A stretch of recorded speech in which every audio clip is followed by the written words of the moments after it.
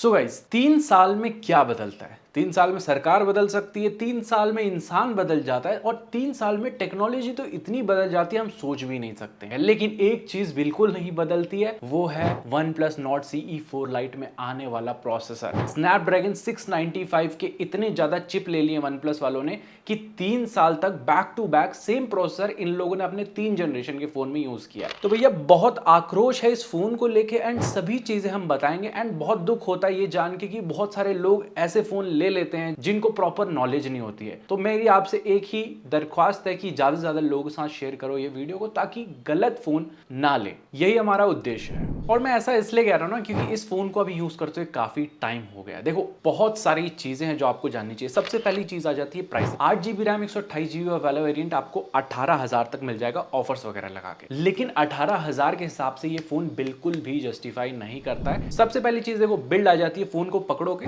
Build quality आपको अच्छी मिलती है। मेरे को बिल्ड क्वालिटी से कुछ भी शिकायत नहीं है। प्लास्टिक बैक मिलता है ग्लॉसी फिनिश के साथ। फिंगरप्रिंट स्मजेस वगैरह लग जाते हैं, बीच बीच में थोड़ा सा सफाई करना पड़ेगा, लेकिन उसके अलावा कैमरा का कटआउट, फ्रेम्स वगैरह सारी चीजें प्रॉपर हैं। फोन हल्का सा बड़ा है तो आपको ऑल द टाइम 2 हाथ से यूज करना पड़ेगा। एंड बैक जो है इसका थोड़ा कर्वी नहीं है तो हल्का सा ऐसे चुभेगा हाथ में पकड़ते टाइम। और फोन में ना 5,500 mAh की बैटरी आती है। स्टिल बहुत ज्यादा हैवी नहीं है फोन, जस्ट 190 ग्राम है। तो आप अंदाजा लगा सकते हो कि अच्छा वेट डिस्ट्रीब्यूशन किया गया है हल्का प्रोसेसर लगा। बाकी इसके अलावा हाइब्रिड सिम स्लॉट का ऑप्शन भी है। हेडफोन जैक का गड्ढा भी मिलता है जो मोस्टली ब्रांड्स में नहीं मिल रहा है। IP54 रेटिंग मिल जाती है। हैप्टिक्स जो है बिलो एवरेज मिलते हैं तो ऑफ करके इसे यूज कीजिए। And dual stereo speaker set मिल जाते हैं जो लाउड है लेकिन बहुत ज्यादा ऐसे अल्ट्रा इन लोगों ने 300 वाला वॉल्यूम दे दिया है जिसमें आवाज फटती है। बाकी इसके अलावा इन डिस्प्ले फिंगरप्रिंट सेंसर भी है। तो चीजें बिल्ड में सारी सही मिलती हैं। डिस्प्ले में आ जाते हैं। डिस्प्ले में जो है आपको एमोलेड डिस्प्ले मिल जाती है, बड़ी फ्लैट डिस्प्ले है। लेकिन सबसे पहले नजर जाएगी भाई साहब बेजल्स पे। आप बेजल्स देख सकते हो कितने यहाँ पर डिसअपॉइंटिंग लग रहे हैं, क्योंकि इस प्राइस में बहुत सारे ऐसे फोन है ना जैसे Redmi Note 13 हो गया, Poco X6 नहीं हो गया, इनके बेजल्स आप देखोगे और इसके साथ कंपेयर करोगे आप बोलोगे भाई साहब ये क्या है, ये तो लेकिन एमोलेड डिस्प्ले है तो कलर्स वगैरह, डीप ब्लैक्स वगैरह, व्यूइंग एंगल्स, कंटेंट देखने में आपको मजा आएगा। लेकिन दिक्कत कहां होगी पता है ना, यहाँ पर आपको HDR का सर्टिफिकेशन नहीं मिलेगा नेटफ्लिक्स में, ना ही ये डिस्प्ले HDR को सपोर्ट करती है। देखो एमोलेड डिस्प्ले है, एमोलेड में HDR का कंटेंट देखने में मजा आता क्योंकि चीजें एमोलेड के साथ सही लगती है। लेकिन यहाँ पर चिप जो है रिस्ट्रिक्ट कर देती है भाई साहब। यूट्यूब में भी जैसे आप देख सकते हो फुल HD 60 FPS बस, उसके ऊपर चला ही नहीं सकते। तो एमोलेड डिस्प्ले होके भी उसकी सारी शक्तियों का इस्तेमाल नहीं कर पाओगे। तो कहीं ना कहीं डिस्प्ले में आपको क्वालिटी की कमी लगी। लेकिन आउटडोर में ब्राइटनेस इनफ है कि आपको आराम से दिख जाती हैं सारी चीजें।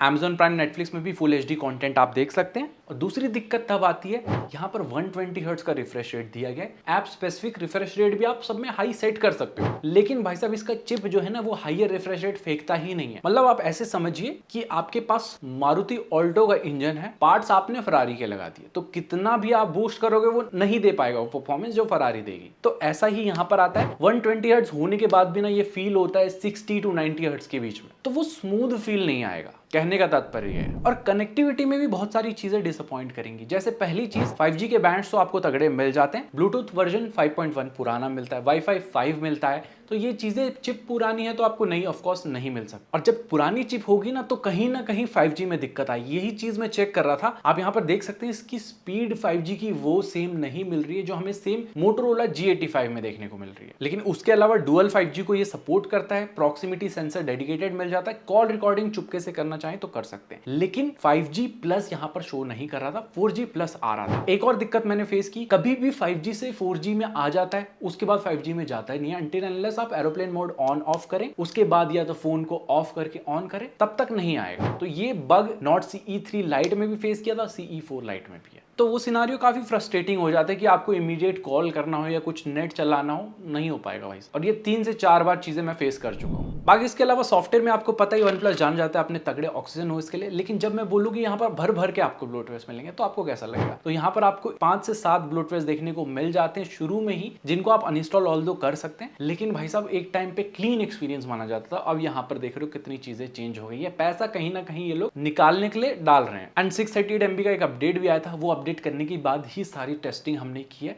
तो इसके अलावा कंपनी ने प्रॉमिस किया 2 मेजर अपडेट प्लस 3 साल के सिक्योरिटी पैच मिलते हैं एंड रेगुलर अपडेट OnePlus में आपको मिल जाएंगे। इसके अलावा UI फीचर रिच आप सभी को पता है, सारे necessary features, app lock, dual app, internet speedometer, always on display के बहुत सारे ऑप्शन, स्मार्ट कटआउट निकालना है फोटो का या कटआउट को फाइल डॉक में डालना है, ये सारे ऑप्शंस आपको देखने को मिल जाएंगे। कस्टमाइजेशन में कोई भी दिक्कत नहीं आएगी, बट दिक्कत आएगी एनिमेशन। देखो एनिमेशन ऐसे है ना इनके कि आप ऐप ओपन करेंगे तो कहीं से भी खुल जाता है। अगर कायदे से देखा जाए तो ऐप के आइकन के अंदर से ही खुलना चाहिए, जैसे मोटोरोला G85 में खुल रहा है, लेकिन नहीं। तो यहां पर भी रिफाइनमेंट की जरूरत है। इसके अलावा अगर आप 1 से 2 ऐप या 3 ऐप खोल लेते हैं ना, उसके बाद फोन यहां पर जवाब दे देता है, बोलता है कि भाई साहब इससे ज्यादा करोगे तो मैं हैंग होने लग जाएगा। तो काफी आपको वो स्लो फील आएगा कि आप मिनिमाइज कर रहे हैं, थोड़ा सा लेट जा रहा है, कुछ भी खोल रहे हैं थोड़ा सा लेट खोल रहा है, तो वो फील आ जाएगी 1 से 2-3 ऐप खोलने के बाद। तो चीजें कहीं ना कहीं एक सेंटर पे जाके रुकती हैं। अब उस सेंटर के बारे में बात करते हैं जो है परफॉर्मेंस। स्नैपड्रैगन 695 से पता नहीं इतना क्या प्यार हो गया कि बार बार उसको दे रहे हैं, सुबह शाम दिन रात। लेकिन इस प्रोसेसर की बहुत सारी लिमिटेशंस आ जाती हैं। देखो सबसे पहले मैं आपको कुछ बेंचमार्किंग के स्कोर्स दिखा देता हूं। Antutu 4.5 लाख प्लस के मिल जाते हैं, CPU थ्रॉटल कुछ भी नहीं होता है, Geekbench के तगड़े स्कोर, रीड राइट के स्कोर भी आपको यहां पर मिल जाते हैं। जो G85 में स्नैपड्रैगन 6s Gen 3 मिलता है ना, वो भी समझ लीजिए स्नैपड्रैगन 695 है, लेकिन उसको ओवरक्लॉक किया है, तो थोड़ी वहां पर वो एक एक्स्ट्रा पावर दे देता है चिप में, जिसकी वजह से लैग थोड़ा कम फेस होता है। क्योंकि हमने G85 के साथ इसे कंपेयर किया है, आप लोगों ने अगर उस वीडियो को नहीं देखा है डेफिनेटली आई बटन जाके देखना चाहिए। और G85 की भी बहुत जल्दी एक फुल रिव्यू आने वाली है। कुछ डाउट है इस फोन के रिगार्डिंग तो कमेंट सेक्शन में आप पूछ सकते हैं। But coming back to the topic, जैसे मैंने बताया 2 ऐप खोल लोगे, 3 ऐप खोल लोगे, उसके बाद वो लैग फील होगा। तो ये चीजें आपको परफॉर्मेंस में डे टू डे यूसेज में भी देखने को मिलेंगी। आपको वो स्मूथ परफॉर्मेंस का फील नहीं होगा।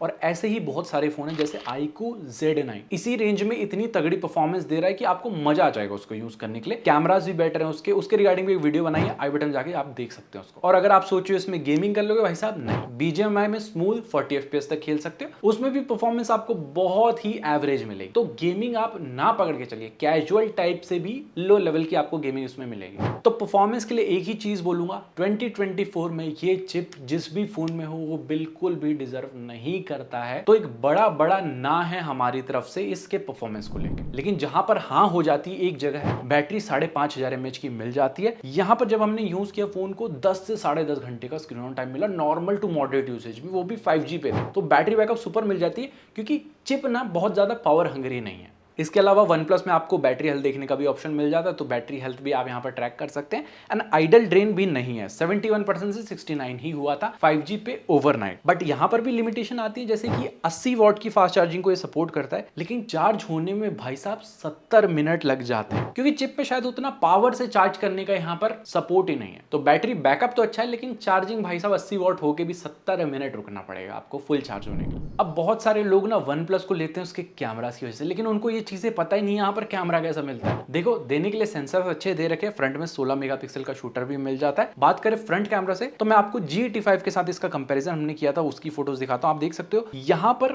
OnePlus की फोटो ज्यादा ही व्हाइटिश टाइप की आती है, स्किन टोन को थोड़ा अजीब ही बना देता है, ऐसा फिल्टर टाइप का ऐड कर देता है पूरे मुंह पे, ऐसा लगता है कि अलग से लाइट मार रखी है। ओवरऑल डिटेलिंग भी नॉट C4 लाइट में कम देखने को मिलती है, और नॉट में प्रॉपरली एज डिटेक्शन भी नहीं होता है पोर्ट्रेट मोड में। यही सेम सिनारियो जाता है बैक कैमरा में भी। मोटोरोला की फोटो ना ज्यादा यहाँ पर क्लोज टू नेचुरल लग रही है, और OnePlus का कैमरा ना बहुत इनकंसिस्टेंट है, कभी अच्छा परफॉर्म कर जाएगा, 5 फोटो में से 1 फोटो अच्छी निकाल लेगा, तो कहीं 4 फोटो खराब निकालेगा। बाकी पोर्ट्रेट मोड में यहाँ पर एज डिटेक्शन पे अगेन काम करने की जरूरत है, और पोर्ट्रेट मोड में 2x का ऑप्शन भी यहाँ पर डिजिटली जूम के साथ मिल जाता है, उससे कुछ ऐसे सैंपल्स निकल जाते हैं। बहुत ज्यादा इंप्रेसिव नहीं लगे मुझे, डिटेलिंग भी थोड़ी सी कम लगी। एंड विदाउट पोर्ट्रेट मोड भी आप 2x तक जूम कर सकते हो, उसकी भी डिटेलिंग आप देख ही सकते हो, कुछ इस टाइप की मिल जाएगी। लेकिन इसके अलावा नाइट मोड में ठीक ठाक लाइट को ये कैप्चर कर लेता है। इसी के साथ साथ वीडियो वाले डिपार्टमेंट में बात करें ना, यहाँ पर फुल HD 30 FPS पे आप रिकॉर्ड कर सकते हैं मैक्सिमम बैक से स्टेबलाइजेशन के साथ। तो ये एक और ड्रॉबैक आ जाता है चिप का, और इस रेंज में मोस्टली 4K देते ही है ब्रांड, और फ्रंट से भी फुल HD 30 FPS पे रिकॉर्ड कर सकते हो, वहां पर भी स्टेबलाइजेशन नहीं मिलती है, कुछ इस टाइप की शेकी वीडियो है। तो ओवरऑल कैमरा को सम अप करूं ना, मैं बोलूंगा एवरेज कैमरा मिलेगा। बहुत ज्यादा ऐसे सोनी का सेंसर देखे ना इन लोगों ने तीर नहीं मार दिया, आप डिसअपॉइंट ही होने वाले लास्ट में। So guys coming to the conclusion, किन लोग को ये फोन लेना चाहिए? मेरे हिसाब से किसी को भी ये फोन नहीं लेना चाहिए। जिनका 18,000 का बजट है, Nord CE3 आपको देखने को मिल जाएगा, उस फोन को ले लो। सारी चीजें तो होपफुली मैंने मैंने आपको अच्छे से समझा दिया। अगर आपके मन में अभी भी कुछ डाउट है तो कमेंट सेक्शन में आप पूछ सकते हो। बाकी चैनल पे पहली बार आए हो, वीडियो अच्छी लगी, दिल से सच्ची लगी, तो चैनल को सब्सक्राइब भी कर लेना। ऐसी इंटरेस्टिंग वीडियोस यहाँ पर आती रहती है और हम नहीं चाहते कि आप कोई खराब फोन लो। तो हम मिलते हैं ऐसी किसी न्यू इंटरेस्टिंग धांसू वीडियो साथ। टिल देन, जय हिंद, take care and stay fit. वैसे जिंदगी में बहुत सारी ब्लू चीजें अच्छी लगती है, लेकिन ये ब्लू नो।